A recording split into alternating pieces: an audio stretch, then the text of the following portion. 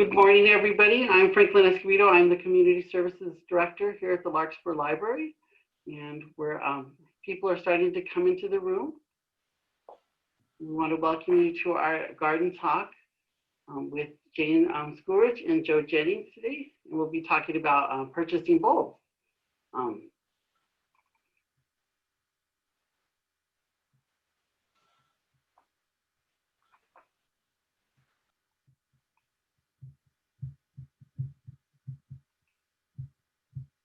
And then join us on August 29th, 11 a.m. for our next garden talk with Joe Jennings on fall to winter vegetables. These presentations are made possible by the Friends of the Larkspur Library, the Commons Foundation, and in partnership with the UC Marin Master Gardeners.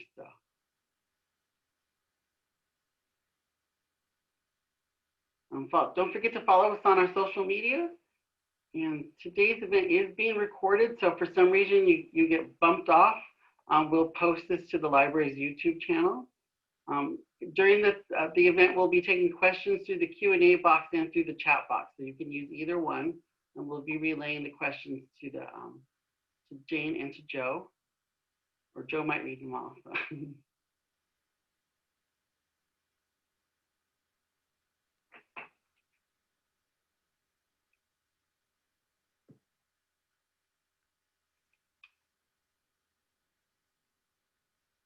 So again, I'm Franklin Escobedo. I'm the Community Services Director here at the Larkspur Library, and I'd like to welcome you all to our garden talk. Again, this is made possible by the Friends of the Larkspur Library and the Commons Foundation, and it is in partnership with the UC Marin Master Gardeners. And we'll just give it a couple of minutes more, or a minute more, so people can come into the room. Again, we are recording today's session. And it will be posted later on today onto the library's YouTube channel. Also, let me do a quick poll for everybody. We want to know if you're a Marin Master Gardener, you're part of the program. You can just fill out this quick poll. You can see who's here, who's new to the Marin Master Gardeners. And if you've been to several of our garden talks that we've had this summer, you can understand that the Marin Master Gardeners are a wonderful resource for gardening, for learning, and for making your home and gardens beautiful. So we're very happy that they've been doing these presentations for us, and we'll be having more coming this fall as well.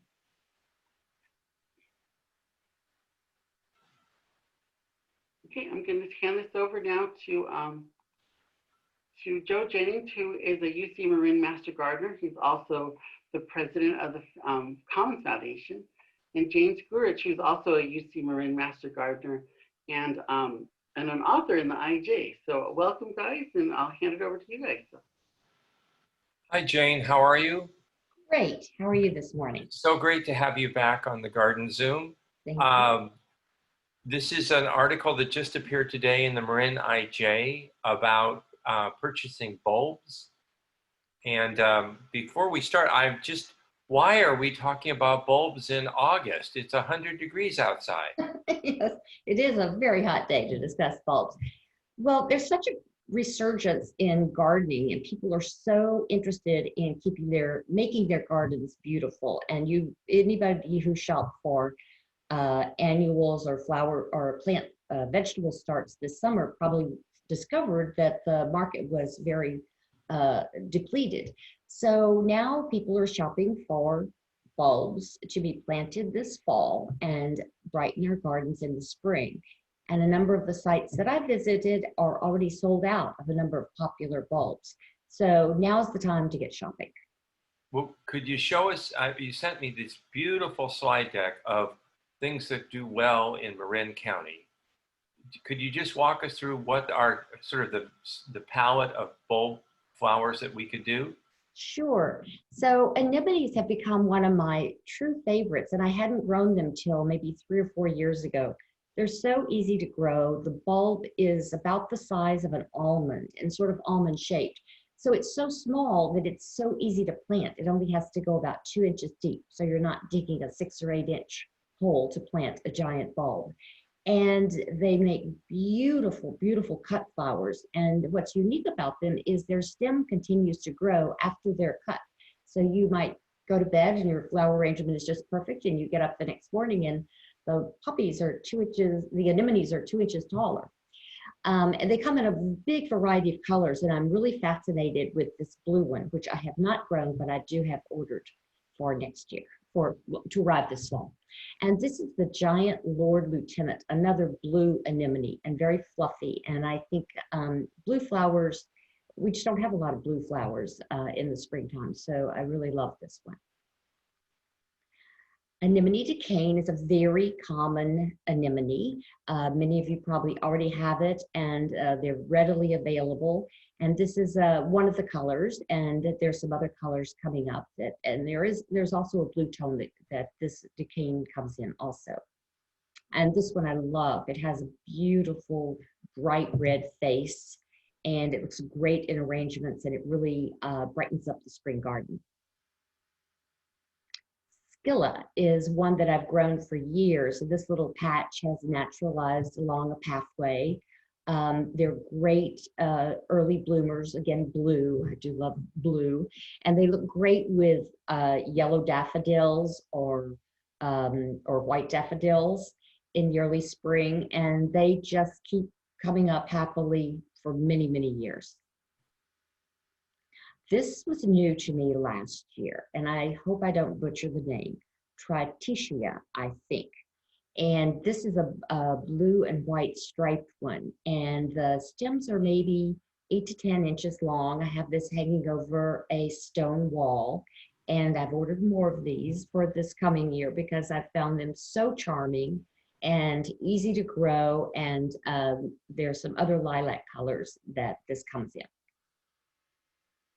Freesias, probably most everyone is familiar with freesias. They're very fragrant blooming, they're very easy to grow, and they multiply and spread. In fact, they come up in my gravel pathways, and here this is not a flower bed, this is kind of in the middle of a pathway, but it was so pretty I couldn't pluck it out. The bulbs are very small, easy to plant, and they come in a variety of colors. Oh, ixias. Ixias are some of my favorites. Their stems can be 18 inches to 2 feet long, and they're also called wind flowers because their stem is so slender and wispy that it sort of waves in the wind. And this is a mass planting, which I think is gorgeous. And I saw a group, I was walking last spring over in Sycamore in Mill Valley, and someone had planted maybe 25 bulbs of a bright pink. And when they grew, it looked like a vase of flowers growing up and arching out. It was just stunning.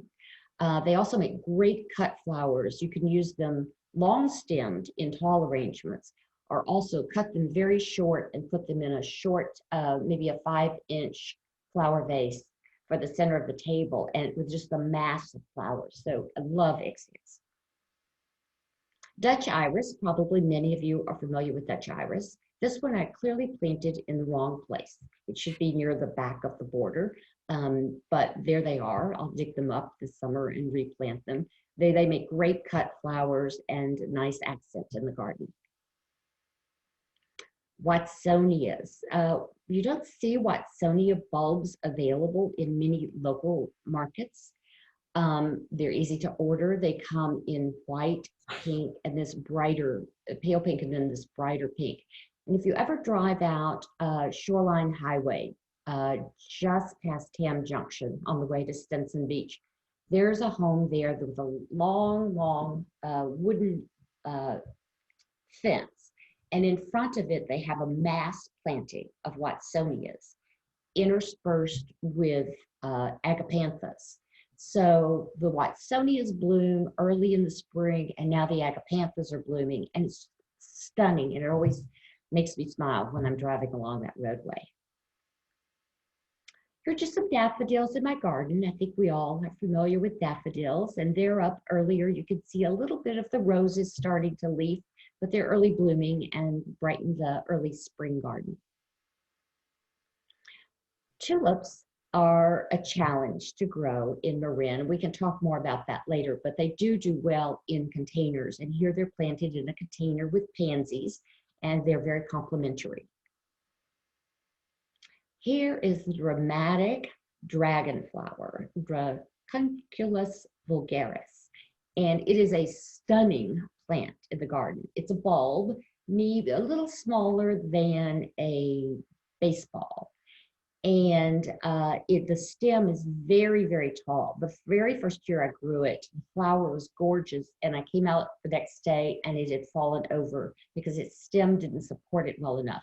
So when the stem gets a bit tall, it's a good thing to put an anchor on it, give it some support to grow.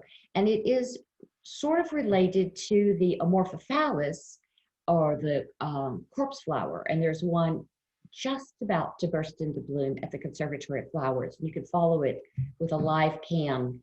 You won't smell it, but you can follow it online. This one, this dragon flower does have a bit of an odor the day it opens. So it's probably not best to plant right next to your front door, but it won't permeate your garden with smell. And I think the flower is incredible. And how do we use bulb flowers in arrangements? And this is a stunning arrangement from Bouquets to Art at the De Young Museum a couple of years ago. And you'll notice that there are hyacinth, amaryllis, calla lilies, and many more other plants incorporated. And I just love this vibrant bouquet. Okay, so you convinced me we should be talking about bulbs in August at 100-degree heat. So Jane, what are the core principles? What's unique to bulb gardening? What do we have to know? Well, bulbs are little self-contained packets of energy, and everything they have to offer is all tucked away in a little brown package. And here's a little brown package, if you could see it here. We'll probably show these a little bit later too. So they come with all the energy they need to grow. And once they're planted and the season is appropriate, they get a little bit of a chill and the rain starts, they'll start to grow. And the beauty is you can plant them and really forget them because they will continue to come back year after year in general. There are some exceptions, but in general, if they're planted correctly, they will continue to come back and they multiply. So this little bulb this year, maybe 4 bulbs next year. And in fact, I just dug this because I had 3 or 4 bulbs. This is a Watsonian. I had 3 or 4 growing in a group, and now the group has expanded to about 50 bulbs, and they're strangling each other. So I'm digging up that large group. So bulbs will multiply, they will naturalize, and they're very easy to care for. And Jane, what type of soil? How much sun do they need? Are they water intensive? Bulbs in general need a fertile soil, a light fertile soil. They will grow in sun or shade. And since many of them bloom very early in the season before our deciduous trees leaf out, they're getting sunshine in places that will become shady later in the season. They prefer they do need water during the winter rainy season, and that's why they're very appropriate to our area.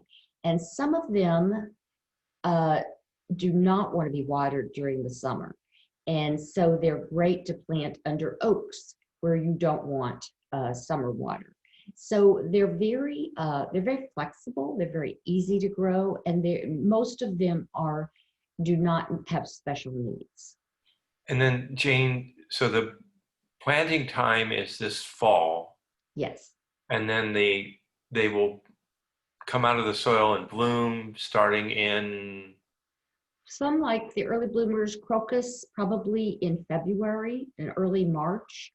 Bulb catalogs will usually define the time. There are early, mid-season, and late season daffodil and tulips. So you can select your bulbs so that you'll have a series of bulbs blooming, not all at the same time. The smaller bulbs tend to bloom about the same time every year. So selecting early bloomers like crocus and hyacinths, and then following with later bloomers. You can have a series of bulbs blooming from probably February through May or June. Wonderful. Now, looking at the literature on this, and you mentioned it earlier, there seems to be a range of ways to think about plantings, how to lay out your plantings. Now, how do you think about this? Are you a straight line person, a massing person, a swather? What are you? My garden is a bit of a garden chaos. Maybe a little bit English cottage gardening, but very, there's some of everything really. I'm a southerner. I have to have my camellias. Love my camellias. So under camellias is a great place for just random plantings of early blooming bulbs. I do not plant in straight lines. I plant maybe 3 in a group in different places along my garden paths. And I mix it up. I really don't have much of a plan. And you're all welcome to come over and see my lack of plan someday when we can visit again in person. And so earlier you referenced, and the article referenced, that different sized bulbs have to be different depths.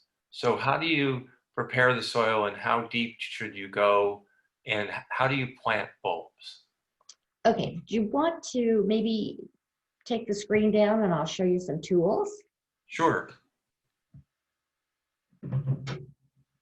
So the general rule of thumb is you plant a bulb three times its width deep. So here we have a Watsonia bulb, and it is an inch, a little over an inch wide. So we're going to plant it 3 inches deep.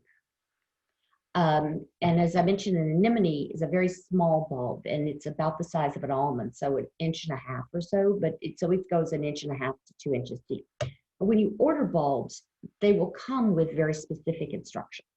And the bigger the bulb, the deeper the hole. So if you're planting in an area where you know the soil is going to be really difficult 3 inches down, just plant a smaller bulb, an easier to plant bulb in that area. This is a great tool for planting. It's a bulb digger, so you just press this into the soil. This one I've had for many, many years. Newer versions actually have inch measurements alongside, but this is a great tool, and it will get you down deep pretty quickly, and then you wiggle it around to make some space, and before you start planting. Okay, and then soil?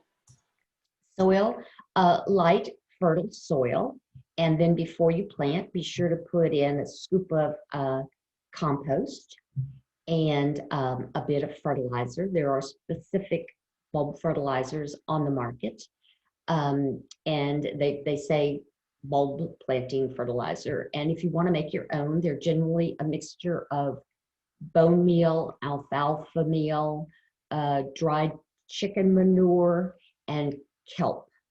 But I recommend any of our local commercial garden stores will offer the bulb planting mix. And then is there a bottom to a bulb and a top? Oh, definitely, definitely. So the bottom of this bulb, you can see its roots. Here's the roots. So that's an easy one. You know that those are the roots, and they're going to go down. And this is a daffodil bulb that I dug up because I'm also dividing them and replanting. And you can see the roots on it, so you know that it goes down.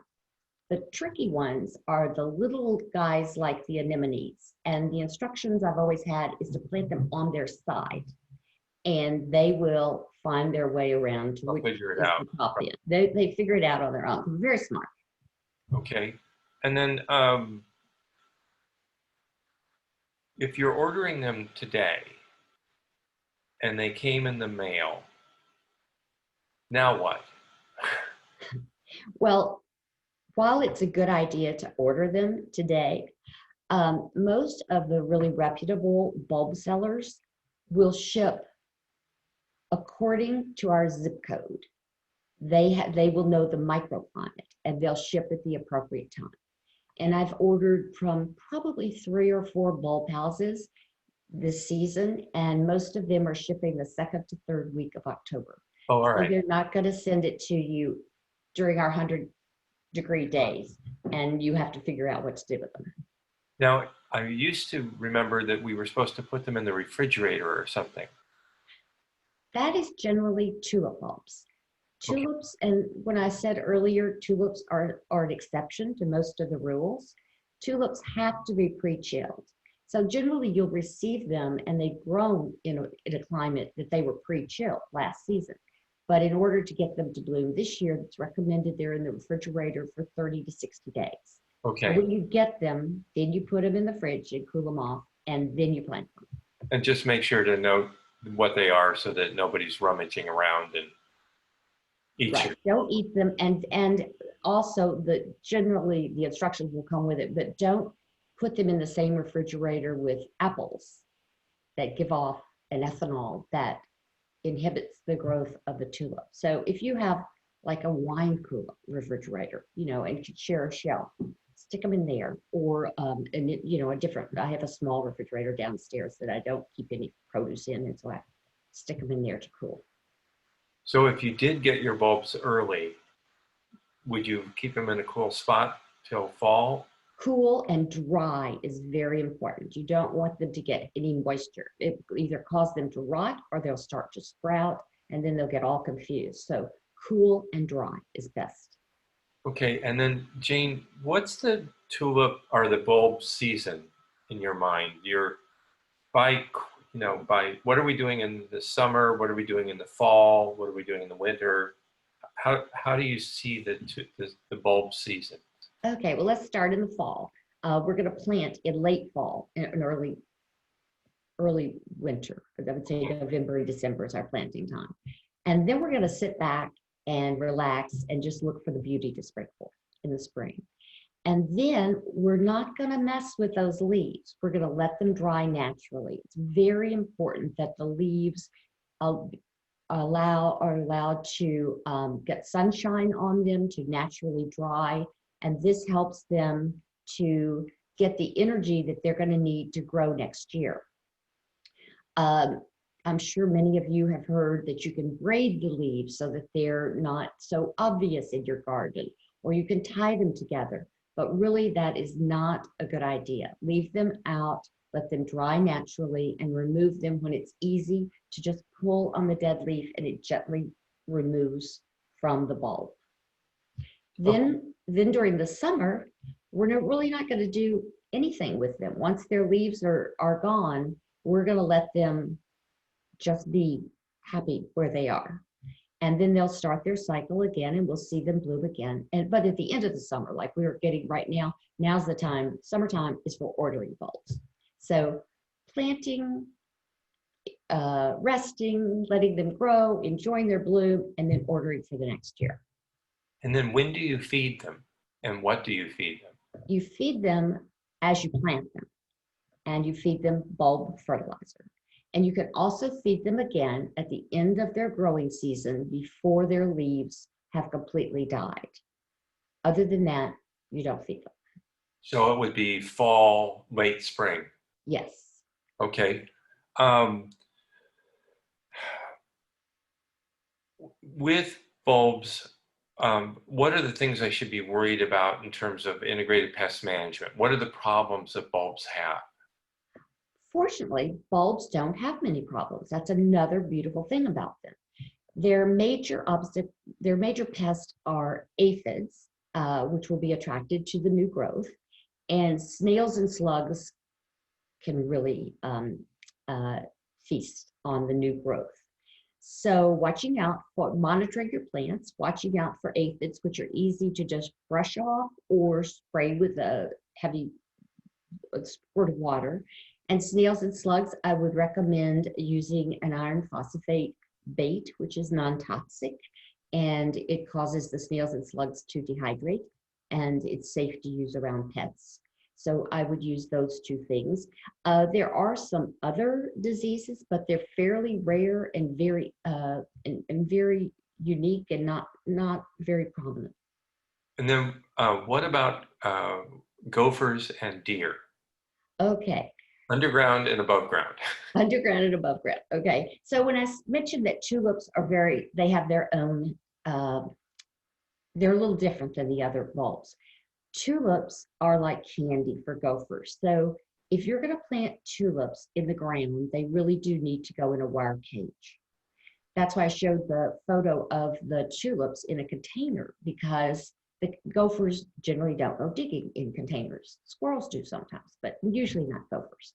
So if you do want to plant tulips, consider putting them in a container. And other unique qualities of tulips is that they don't generally rebloom the next year because they have to be chilled. So they're a little different than other plants. And they also do not like summer water or summer fertilizer. So if they're in a planting bed that gets regular summer irrigation and you're feeding those plants that are in the bed next to them, that will further cause the tulips to rot. So tulips are a really tough bulb to grow in Marin unless you're willing to plant new ones every single year and put the ones you plant in the ground in cages. Deer, on the other hand, do not tend to like bulbs. Almost all of the bulbs we've been talking about are not interesting to deer, but we all know that there are exceptions to every list we read about what is deer resistant and what isn't.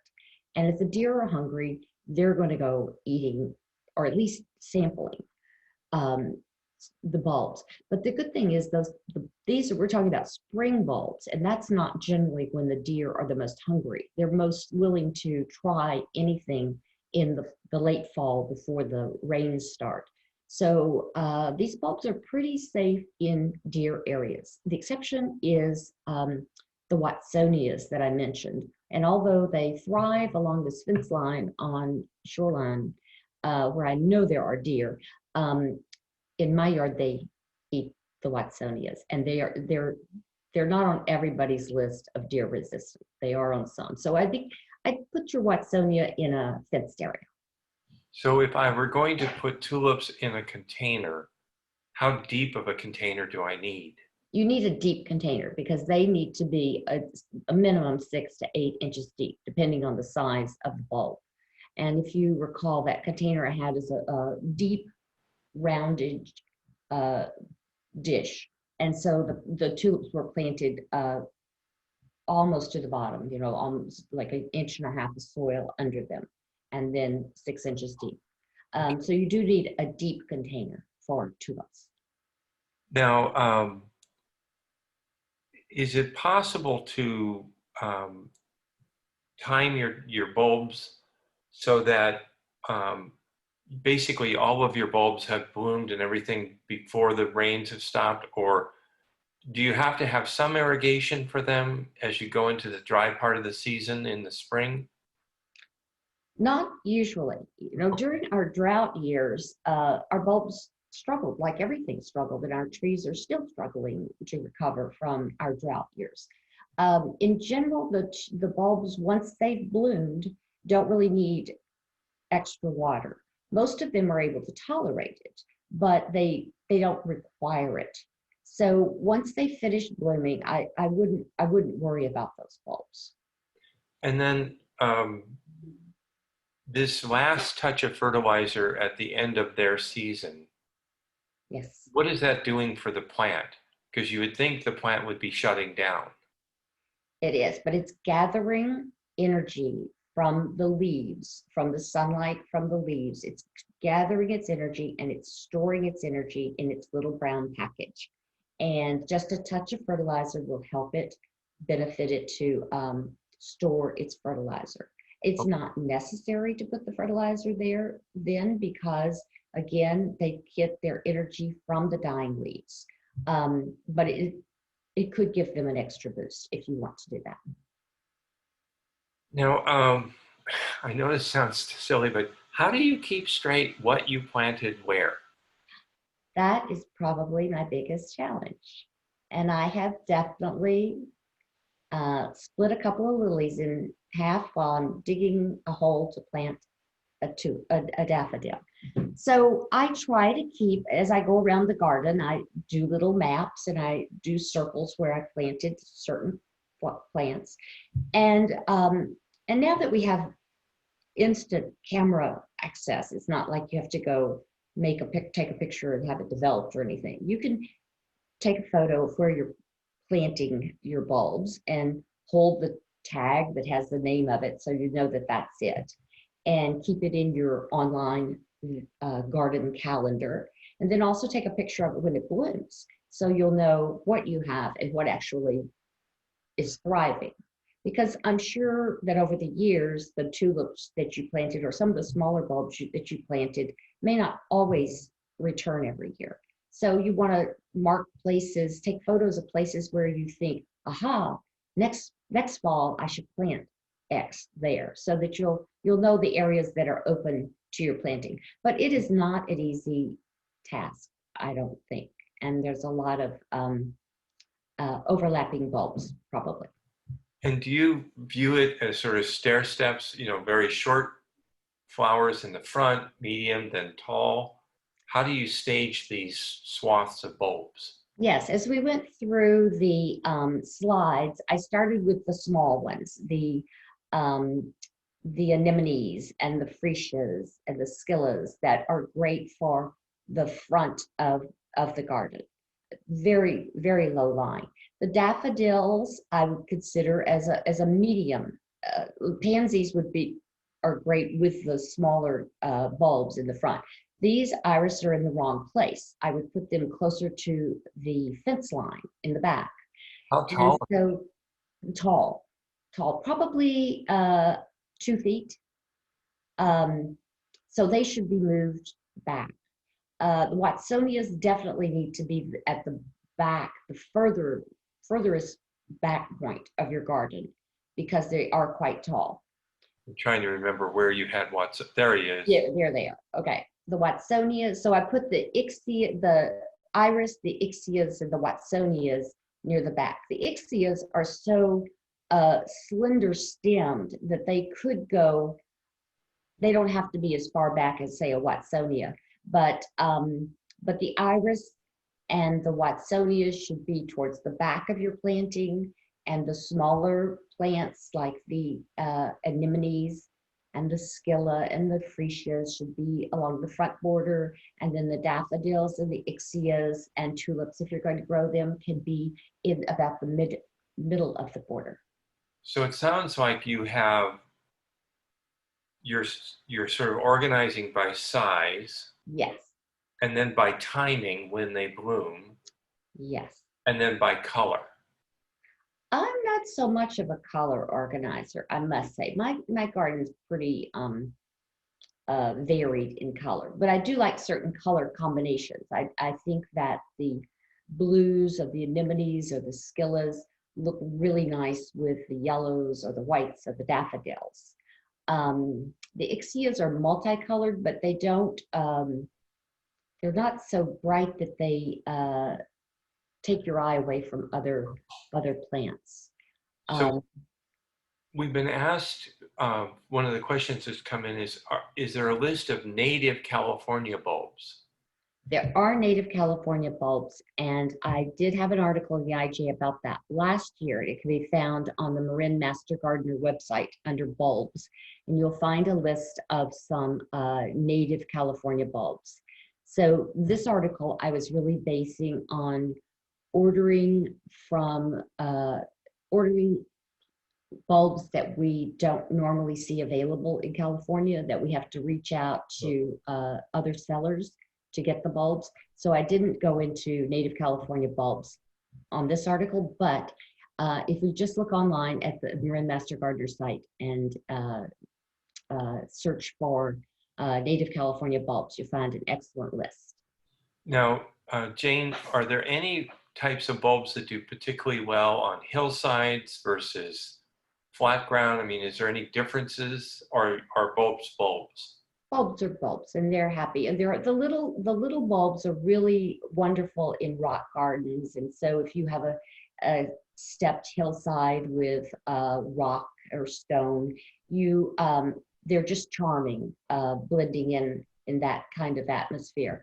But really, they're happy on hillsides and on flat gardens. And then if you are new to bulbs and you're looking for like, what are my 4 or 6 easiest sure shot Marin flower bulbs to start with, what would be your choice? I would just start with some daffodils. They are very hardy. They're very easy to grow. You can find them in most local garden centers, and I love supporting our local centers. These bulbs we've talked about today, unfortunately, most of our local gardens don't have the capacity to carry this huge variety of bulbs. And so you will have to order them online. But daffodils come in many colors, in many range of blooms. So you could get a dozen early blooming, a dozen mid-season, and a dozen late season, and have a wonderful patch in your garden that, a host of golden daffodils to cheer your spring. Daffodils would be probably number one. Anemones. Anemones are so charming and so easy to grow, and their colors are so stunning that I would definitely add anemones. Watsonias are a little harder to find, but they're fabulous in floral arrangements, look great along a fence line, and are just so easy to grow, and they do multiply incredibly well. And Dutch iris, I think if you go back one slide, the Dutch iris are very easy to grow, and small bulbs, inexpensive, and are great additions to floral arrangements. So when you're thinking about your garden today and you're thinking, I'm going to be planting bulbs in November, I always worry about, drainage. I mean, is this soil that drains well, doesn't drain well? When it rains, are we sitting with standing water in parts of the garden? Do I need to be worried about drainage as I'm looking for planning where to plant bulbs? Yes, bulbs will tend to rot if they sit in an area of your garden that becomes a swamp during the winter. So they do want well-draining soil. And you can help your soil become better draining by adding compost, and that will help your soil, soil amendment that will help your soil become more fertile and better draining. You can also put a little sand in the bottom of the hole if you're planting and it's wet. You can put some sand there to give the bulb a little extra drainage as it gets going. But you don't want to plant these in a swamp. So if you're thinking about an area of like, oh, what can I do there? It does hold a lot of water in the winter. Don't waste your bulbs there. Put them someplace where the soil drains. So, Or you can put them in containers and right. using a good grade potting soil, and they will drain well there. Now, one of our attendees is asking, she's had trouble with rabbits eating anemones. Oh, fortunately, I haven't had that happen, but I have used a spray that says it's good for deer and rabbit repellent, that's it.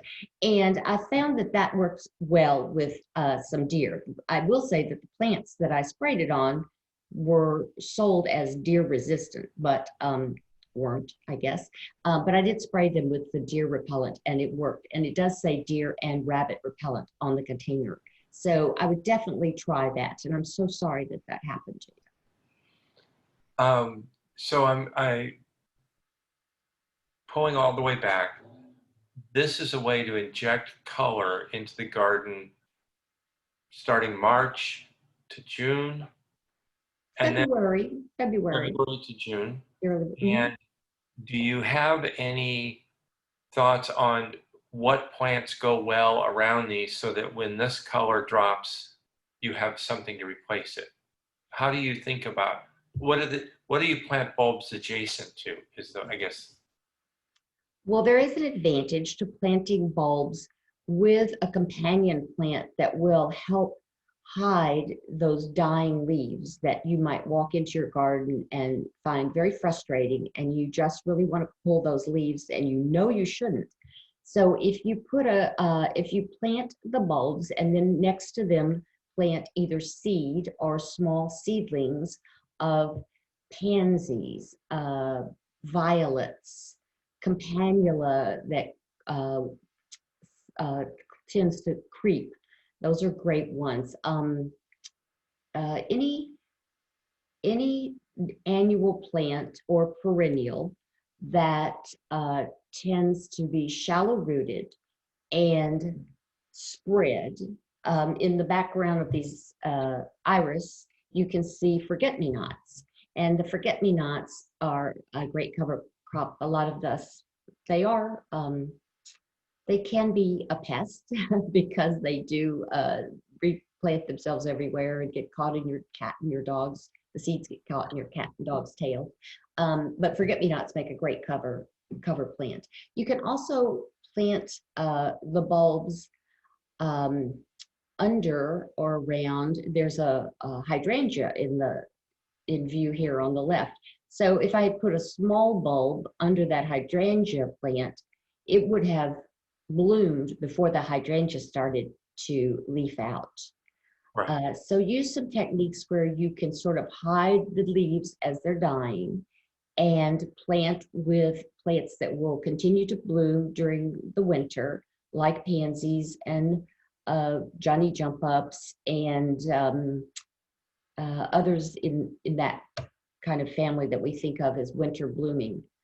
So you can hide the dying foliage and keep everything looking very bright and festive. So Jane, I haven't researched where to go to buy bulbs. So how do you choose a good catalog or online site? How do you know where to go? So, Joe, as you know, as Master Gardeners, we're not allowed to recommend a certain vendor, but you can start by just doing an internet search for bulbs. Most of these are Dutch bulbs, and some of them are South African bulbs. But if you search for spring blooming bulbs, and then if there was a bulb on this slide deck that really appealed to you, if you write down the name of that bulb and search for it specifically, then you're going to get a catalog that has a wide range of bulbs. And you can look through the catalog and ogle all the beautiful photographs, and then do a little investigative research on what buyers comment on these bulbs and how long they've been in business. And there are many reputable bulb sellers out there. And again, I do recommend shopping locally if you can. During the pandemic, I don't think many of us want to go store to store to see what's available. So maybe a phone call or looking at their website will help you figure out what's available at our local stores. And again, they won't carry the wide variety of bulbs that I've sort of talked about here because they just don't have the space to accommodate hundreds of different types of bulbs. So they're going to offer daffodils, hyacinths, tulips, probably the Dutch iris will be available locally. And then as a resource, you would look at what books at the library. Oh, you probably know the library books better than I do, Joe, because you're so involved with the Larkspur Library. I mean, the Sunset Western Garden book is a good resource. Absolutely. And the Marin Master Gardener website has quite a bit of information about bulbs, right. Very specific information about bulbs. So I would definitely do some research there. It won't tell you where to shop, but it will give you lots of information about various bulbs. And then, Jane, when you order the bulbs and they're going to send it to you at a certain time, if you're thinking ahead and you're going to be growing bulbs in pots, do you ever like empty a pot out and put in new soil? Do you then kind of break up and mix the bulbs that were in one pot and spread them out? How do you think about container gardening with bulbs over time? So the only bulbs I grow in containers are tulips in general, because tulips are problematic. And so I grow those in containers. Some of my containers, I have some little freesias tucked in large containers, maybe with my camellias or other large plants. So I don't really worry about those. I think they'll be fine, except for, every 3 or 4 years when I repot the big containers that are around my deck. You were asking about containers. So container plants, I'm sorry, I kind of lost So track Jane, on here. about a third of our viewers are usually living in condos and things, so they're container gardeners. Got it. So if you want to have a pretty bulb garden, should you be adding new soil every year? Should you be amending the soil every year? How do you think about that sort of container gardening set? Okay, sorry, I missed the question previously.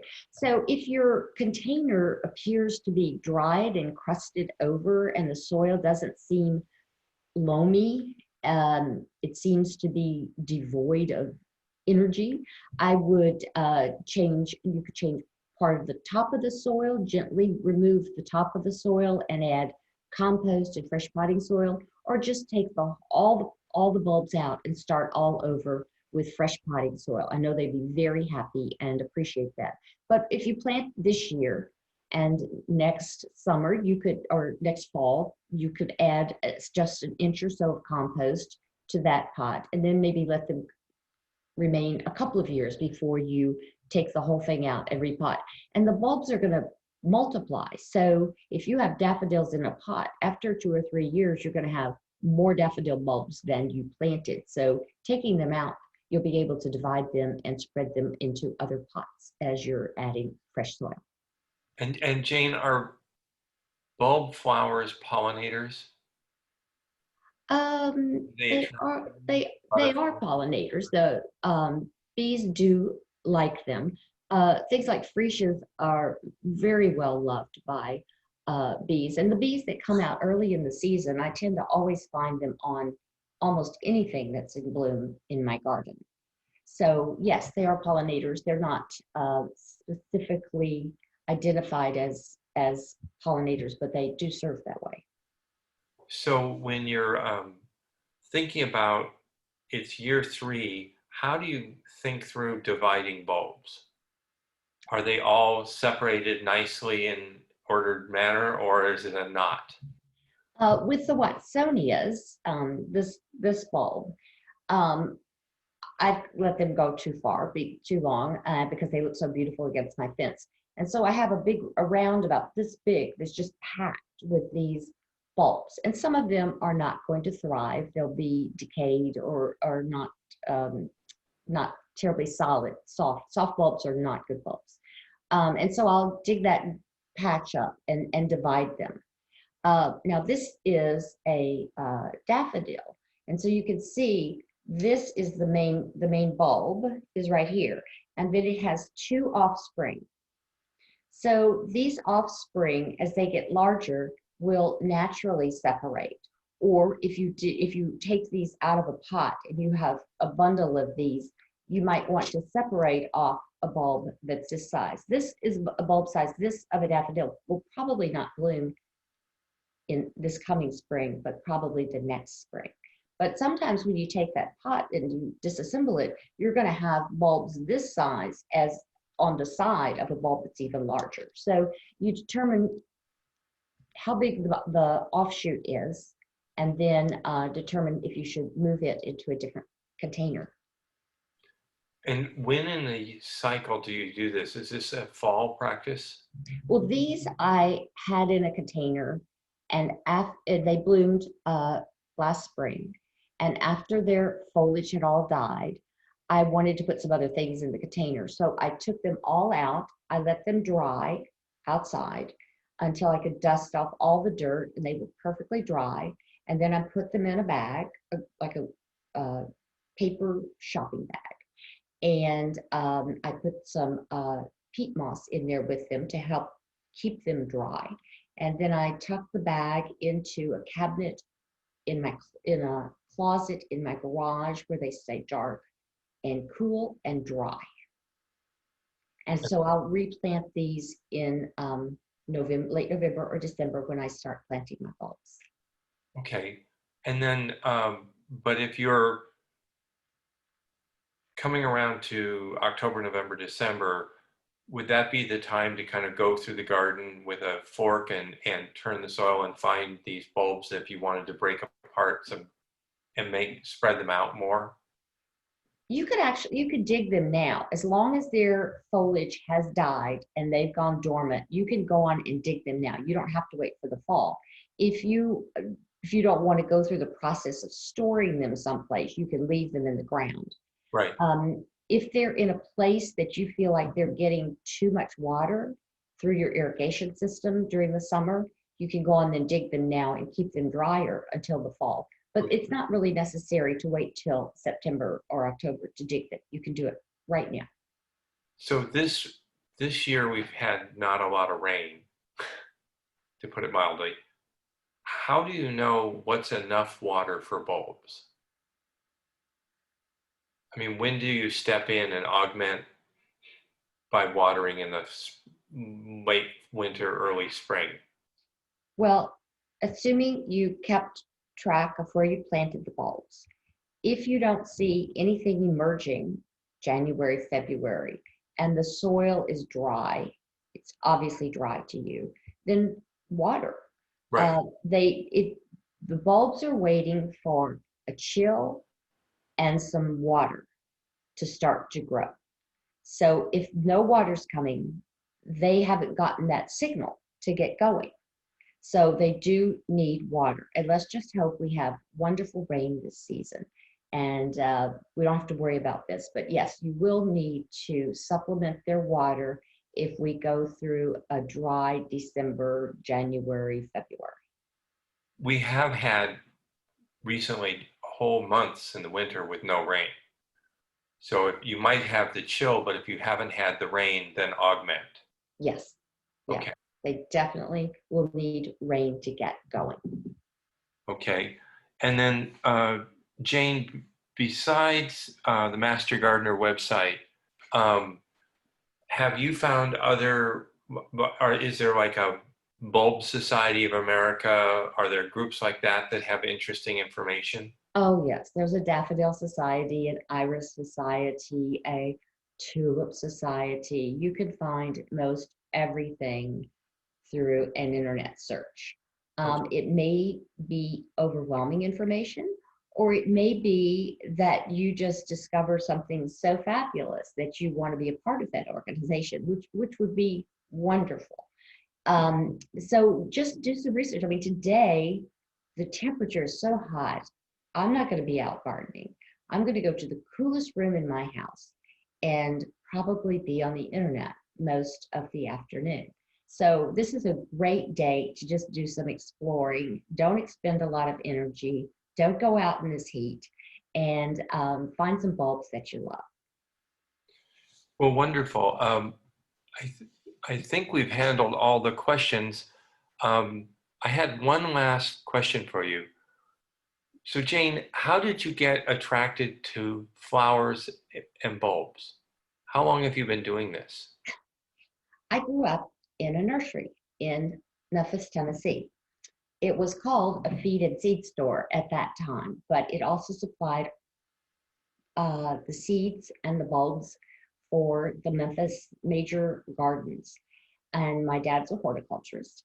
And in the fall, the Dutchmen would come over to Memphis and bring their bulbs, and my dad's store would be filled with thousands of bulbs, and everyone in Memphis came and shopped for their gorgeous bulbs there. And the Dutchman brought my dad a round of Gouda cheese, which he loved, and they brought my brother and I a pair of wooden Dutch clogs every year, which we never wore, but they were awfully cute.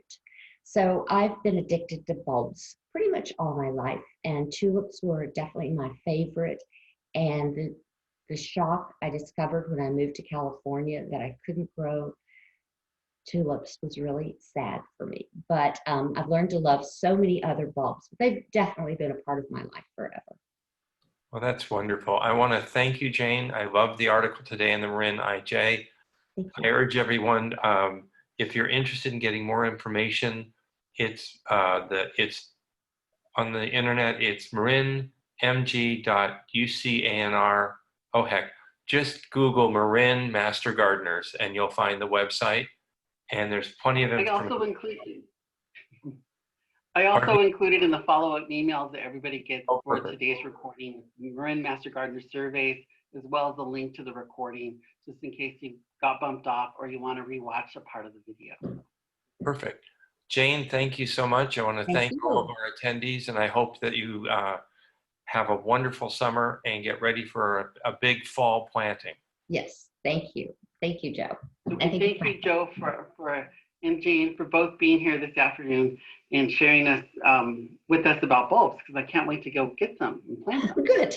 Thank you, everybody, for coming, and we'll see you soon. So, Thank you. bye. Bye. Bye, Jane.